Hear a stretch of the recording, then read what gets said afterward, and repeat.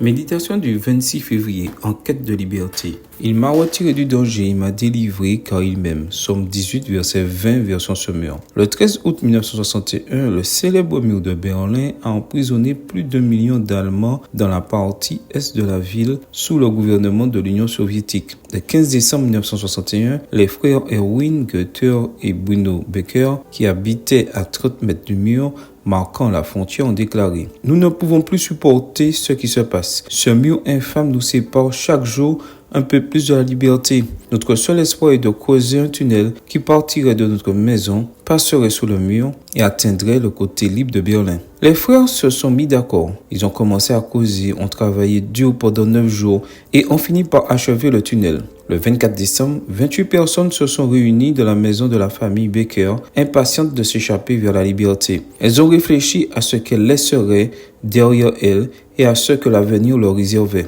Peu avant minuit, elles se sont glissées dans le tunnel jusqu'à l'extrémité en Allemagne libre. Madame Becker ne cessait de répéter: « Merci mon Dieu, merci. » En tant que jeune homme ou jeune femme, tu peux aussi te trouver symboliquement derrière un mur qui limite ta liberté. Il se peut que tu manques de connaissances et de compétences, d'argent, parce que tu n'as pas encore de profession, de logement à toi avec la personne qui partagerait ta vie.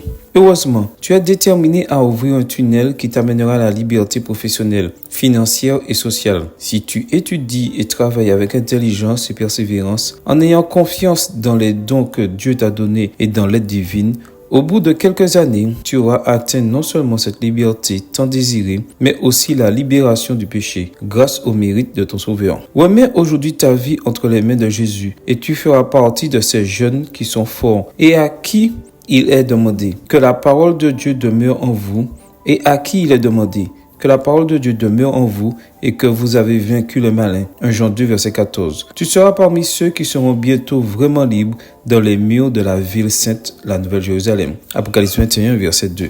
Amen. Bonne journée à toi et que le Seigneur te bénisse.